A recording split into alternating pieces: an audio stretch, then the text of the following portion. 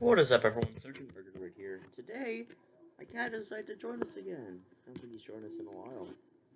But yeah, today we're gonna react into What If Germany Won World War II, Part 3. Um, yeah, it's gonna be great. Wow, this came out 4 years ago. That's crazy. Um,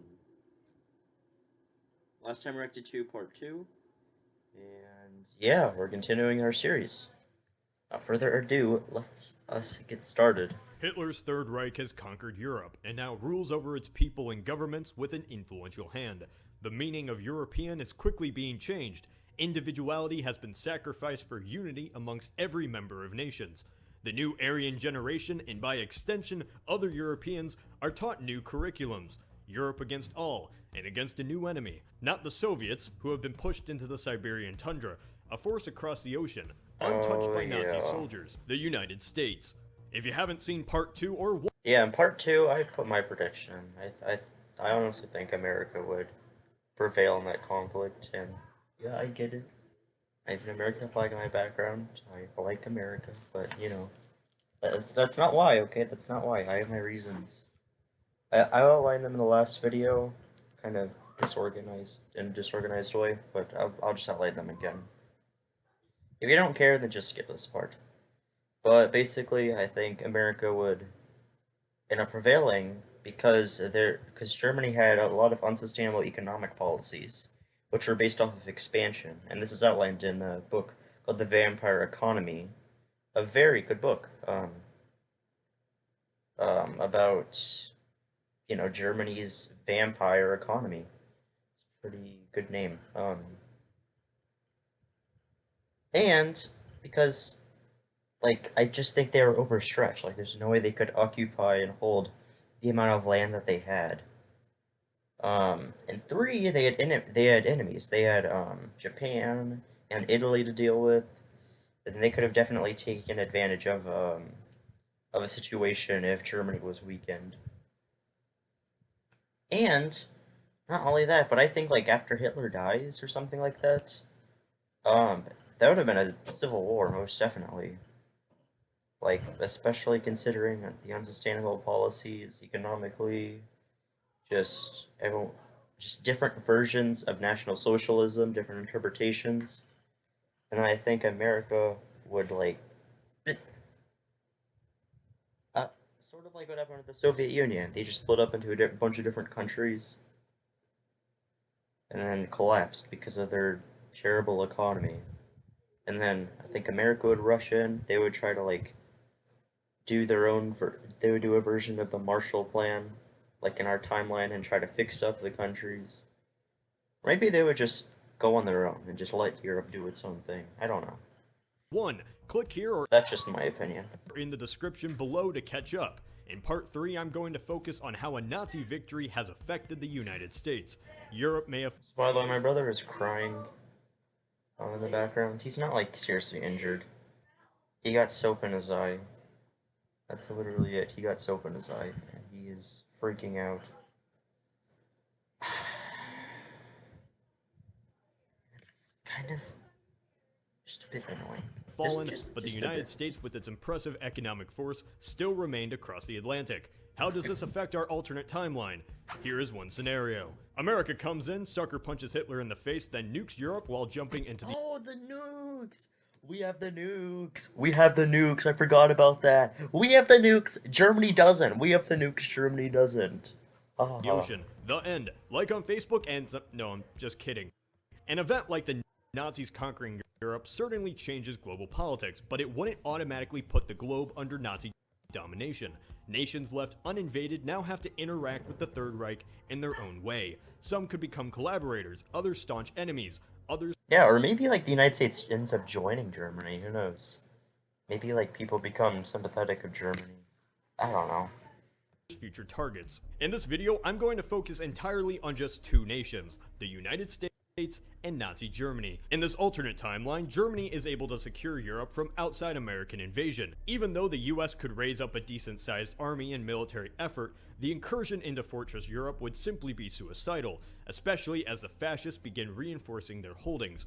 While the other parts mention decades, this part will focus on the years immediately after Hitler defeated the British and continued to push back the Russians. In our timeline, the Pacific War and European War were disconnected from. Yeah, it's very unlikely the Pacific War would have gone anywhere. Japan, there's so many reasons why Japan could not handle the United States. They outnumber there's plenty of videos on this online and articles, but Japan, they were completely blown out of the water with American industry and just supplies and population and resources. In literally every metric you can possibly measure, the United States was better in winning the war against Japan.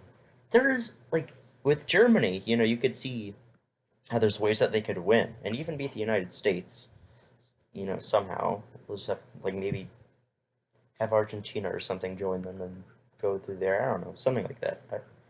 Who knows? But with Japan, no, there's no way they could win against the United States. Even if Japan is able to, like, do a scorched earth tactic and just, like, stay on their island, the United States could just nuke them like they did in our timeline. So, yeah. From one another. Japan and Germany were both united in a goal for more living space for their people, but their alliance was one of convenience, not of ideological similarities. By the time Hitler had invaded Poland, Japan was already waging brutal war. Yeah, and without, like... Oops, is so cute. He's on the floor stretching out. But without Europe to worry with, I wonder if the United States would have actually beaten Japan faster, since they could focus everything on Japan. Because in our timeline, there was sort of a focus on defeating Germany first. So, that was sort of the idea. So with Germany out of the question, Japan could be defeated way faster. Against the Chinese in French Indochina. This war was noticed by the Americans, who placed an embargo to convince the Japanese to stop aggression. This oil embargo crippled Japan, cutting off around 90% of their oil supply and immediately placing them in a crisis. They could either stop their war effort, but instead they chose to go on the offensive, seize the natural resources of Southeast Asia, and negotiate with the Americans to maintain the land they conquered. Japan knew they could never win a total war against the economic might of the Americans, but if they were to cripple the US's fleet and stall their offensive capabilities, negotiation to Japan seemed like an option. In this alternate timeline, no matter if Hitler conquered Europe or not, Japan would have bombed Pearl Harbor to secure their own imperial ambitions. The United States is now at war with Japan in this alternate scenario as well. Yet even though the US does not want to wage a war against the fortified Germans, the Germans could still wish to fight a war against the Americans. In our timeline, Germany declared war. It's so funny, like I keep imagining that as a mouth instead of a mustache, and it just looks funny. On the US, Hitler did so under his own vision, and not because of any treaty obligation with Japan. Hitler had many misconceptions about the power of Japan and the weakness of the United States. In our timeline, Hitler's advisors warned that a war against the US only would harm the Reich. However, Hitler dismissed their opinions. Take has a great video about why Germany went to war with the US.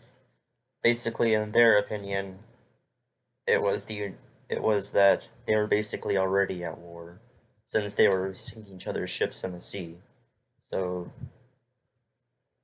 Germany already thought that they were basically at war already. But that was their perception. Chick has a great video about this that you should probably watch. There's other reasons too that he outlines. The timeline can be split between two different scenarios, each created from one decision: whether Nazi Germany would declare war on the United States. So, first scenario: Hitler decides to go to war. If Nazi Germany successfully defeated their enemies in Europe, a declaration of war by the Reich would be much more of a threat in this alternate timeline. When Hitler declared war in our own timeline, it was seen as an opportunity for the Americans to get involved in the war. Even though the situation in 1941 was grim, it was not long. 1941? What? Get involved in the war. Even though the situation in 1941 was... Oh, wait, what? Okay, this is not what 1941 was. 1941 was the peak of German power, actually. That's whenever they invaded... That was the year they invaded the USSR. It came close to... like taking Moscow, and the United States never landed here yet. That wasn't until 1944. 1941 was the best year for Germany. Grim, it was not lost. Germany was fighting on two fronts. Yeah, and they also had like Finland and Norway and stuff. And declaring war on America brought a new player into the European theater. German leaders knew that Germany had no capabilities to strike the US directly. In this alternate timeline, the Germans would need to invest in long-range bombers to... Yeah, in real life they actually did. They're gonna come up with this plane called the HO229 and try to bomb New York. It's pretty interesting. Look up the HO229 right now.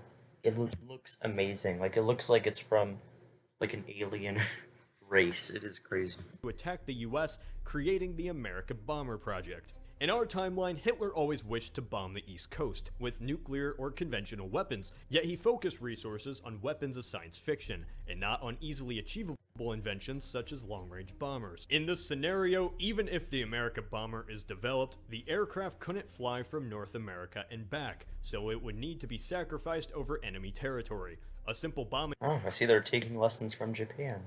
run wouldn't be worth destroying a plane over, so the payload needed to be greater. If a war between the Americans and Germans began in this alternate timeline, it's unlikely either could or want to launch a land invasion into the enemy continent. It would be too costly. The war between both is on two phases: conventional air and naval warfare, and the race for nuclear weapons. The atomic bomb wouldn't be the weapon to end the war as in our timeline against Japan, it would be a weapon to make bombing runs worthwhile across the Atlantic. And this I strongly think that the United States would have done it first. Just because of the fact that Germany, like, sent away, like, some of its best scientists who happen to be Jewish, or, like, the Slavic scientists, too, would have probably fled to America, giving America another boost, too. Like, all the scientists from this region that Germany would conquer, and from Britain, too, would have probably fled to America. And this timeline, with all the help of with all these scientists, America could have actually made the bomb faster, and with the pressure of Germany controlling all of Europe. So it's highly likely they would have done it like way sooner than they did in our timeline in 1945. alternate timeline, whoever developed a nuclear weapon and successfully could drop it on the enemy has the political and military advantage over the other, so the race is on. Neither would gain a reasonable advantage in the naval Like, even the Soviet Union, they didn't make their first nuke until 1949. campaign, and so war is simply to defend coastal cities from the other. Even though Japan attacked the United States, Germany was much more of an immediate threat. Most American technological resources would go to getting an advantage over Germany, coastal defenses, and preparations for German So I guess Japan wouldn't be defeated until way later than. bombing runs. However, Japan still attacked the US, so the US would still fight a Pacific War against the Japanese. Japan never would have been able to defeat the Americans. The US controlled their oil supply, and both sides knew Japan was outclassed economically by the United States. Japan couldn't rebuild lost ships. US could. For Japan, it was always going to be a losing battle. This alternate Pacific War could be very similar to our own, considering nothing occurs in the mainland US, up until the very end. In our timeline, the only reason the atomic bomb was allowed to drop was because the political climate allowed it. Japan's allies were defeated, Japan was isolated, and the US was tired of war. There were no major political repercussions for such a final act. In this alternate timeline, even if the United States had a nuclear bomb, they wouldn't use it on Japan. They would only use it on Germany if they had the opportunity, as was the original plan before the defeat of Hitler in our timeline. Really? If the US pushed Japan back in this alternate scenario, the policy is to contain and firebomb the Japanese homeland. Firebombings of Japanese cities killed more than the nuclear bombs. Since to the Americans, the Japanese aren't important enough targets for nuclear weapons, the Americans simply destroy Japanese will and economic capability to wage war. The conventional. Rude. So in this alternate scenario, the US obliterates Japan's cities nationwide, devastating the entire country. After months of Dresden-style bombings on Japan, the country literally cannot fight anymore. If Japan surrendered, we'd see a similar occupation as in our timeline. If not, the US invades and the air bombings obliterate every Japanese town and village. The populace cannot fight off an invasion, no matter their willpower. I cannot even imagine being like a Japanese citizen at that point. Like, it would have literally looked like hell. Like, and I don't mean that as in the as in the adjective or whatever. Like, I mean it would actually look like hell. Like if you were to go there, that I cannot imagine like living in a town just being firebombed every day. Like that's just crazy. Alternate path is only possible if the United States develops a nuclear weapon before Nazi Germany. So would Germany have gotten the bomb before the United States? No. No. In our timeline, many factors led to the US having an advantage over the Germans in nuclear development. The US had both British and German scientists who were scared of the Nazis. Exactly. Also, Germany could not invest as much energy into nuclear research as Americans, as most German effort went into the Russian conflict. Yet even with some changes by the alternate timeline, it's unlikely the Germans could have held on to their new territory and developed a nuclear bomb while at naval war with the United States. The US, who would deal with much less internal pressures, has a greater advantage over the Nazis. Just because the US would create a bomb first, does not mean Germany could not create a bomb at all. Even with a nuclear attack in this alternate timeline, it wouldn't cripple a nation. It'd be a political blow, maybe even a tool to create unrest, but realistically brings the world into an age where nuclear warfare is the new normal. An atomic strike by either side in this alternate timeline is a dangerous prospect, as while devastating, it still allows the other nation to retaliate back. So I'm concluding in this alternate timeline, if the United States and Germany did go to conflict, it's very likely it would collapse into nuclear war, even limited nuclear war, with cities on the coast such as New York, Boston, and Washington, D.C. being destroyed. As the devastation would commence, protests and riots would occur. Or maybe they just make an agreement or something, like, hey, let's not bomb each other with nukes anymore. As people fear for their lives across both Europe and North America. As rocket technology advances, the nuclear war could expand across the continents, in a scenario very similar feared in the Cold War, utterly destroying both nations as nukes bring social unrest to even the Third Reich itself. Now earlier I mentioned there would be two different scenarios which could occur from one decision. The first was Hitler decides to go to war. The second is Hitler decides not to. In the second scenario, Hitler listens to his generals and realizes that it isn't in his best interest to help Japan and attack the US. So in this alternate scenario, the US can focus all of its energy on Japan in the Pacific War, still pretty similar as in our timeline. However, the Americans are in constant worry that Hitler may change his mind and launch a naval war against the US in the Atlantic. In our timeline, after the atrocities of the Holocaust and the millions of deaths in Hitler's war, Nazism was discredited forever. Americans can't imagine fascism ever being considered. However, before the war, in the turbulent Great Depression, the boasting, flag-toting fascists certainly had an appeal to some in North America. I talked about this a little bit in part 2, if y'all remember. Even among prominent American capitalists. In our timeline before the war, company leaders admired Adolf Hitler for his boasting personality. Hitler won over many prominent American businessmen with cheap labor policies. Both parties shared similar views on communists and labor forces. Both parties were incredibly anti-Semitic, as many were at the time. Germany in the 1930s became a suitable market for American companies to invest in, no matter what their government said. Even during the war itself, American companies remained in contact with their German counterparts. In this alternate timeline, without a war, this relationship blooms to its full potential. With the Nazis having won the war and resistance practically useless, companies are the first to accept the new order as a valuable market. In our timeline, Hitler held complex views of the United States. He saw that the country had a sizable population of ethnic Germans, and attributed most of the country's accomplishments to them. Yeah, in fact, Germans are actually the biggest ethnicity in America. And I'm pretty sure they were back then, too. Yet he also despised the influence of the Jewish and black populations in the country. He admired the US racial segregation and eugenic policies it employed on minorities. Hitler believed that the Aryan majority of the United States was being controlled by a government under a Jewish conspiracy. He personally hated President Roosevelt. Since the Nazis had relatable views already held in many places in the US, segregation, white supremacy, anti-Semitism, without a war, the Nazis would become less despised by parts of the country as years went on. The Nazis were still German, which was better to the US than the Japanese. But would this mean the American public would accept Nazism? With fascism certainly establishing itself by force in Europe, would it leak into the American political atmosphere as well? In the 1930s, fascism never gained mainstream traction. It was simply anti-American in the political sense. Even groups like...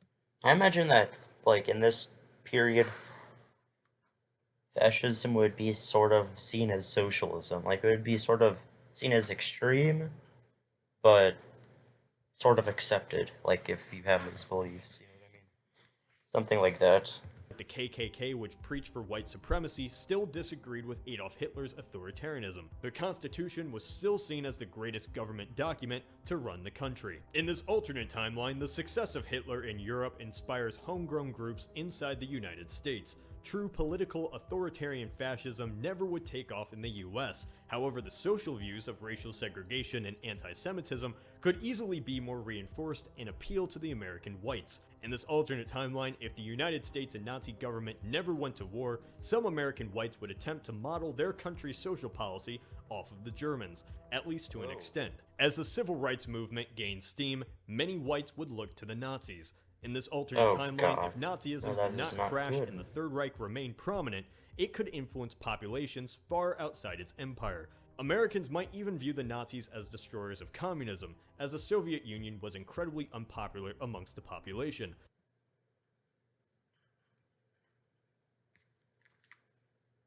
I don't think that would happen. Like, I don't think anybody had a favorable view of... What are you looking at, Eclipse? I don't think anybody had a favorable view of the USSR in our timeline, just because of the fact that they defeated the Nazis. You know, I don't think that necessarily would have happened. If Nazi Germany boomed economically, the success drives even more Americans to Nazi beliefs. Civil rights progress is set back decades as Nazism is an influence for Europeans across the globe. While the two countries officially would be cold enemies, the US holds many Nazi sympathizers. These sympathizers can vote, creating a potential Nazi base within the US voter population. Politics change in the US revolving around whether to befriend or to hate the Third Reich. Since Hitler's decision not to go to war with the US does not end in a nuclear war, this scenario of Nazi and American fragile peace is the one which we continue with for the rest of the series. In Part 4, the United States is left with a choice: to accept the new order which has fallen on Europe, or to continue in a path of defending its interests and allies, even the former British Empire, which now is headed by the royal family across the Canadian border. Wow, well that was a good video. I cannot wait to react to... Wait, where's part 4? Okay, that's weird. Whatever. Maybe there isn't. But we'll see. I'll look for it. But yeah, thank you everyone for watching, and make sure to check out my next video. And goodbye. Hello everyone, if you enjoyed this video, make sure to like it and subscribe to my channel. And you know, turn on the notification bell thingy. And if you didn't, then make sure to leave a thumbs down. But yeah, that would be greatly appreciated. And while you're at it, go ahead and watch my other videos. They're probably just as good, and if not better than this one right now. Except for my oldest videos, don't watch those. And, you know, subscribe to these people down here, my fellow sergeants. They're other YouTubers that I either know or I have in high regards. Yeah, even my cat agrees. So, thank you for watching, and have a great day.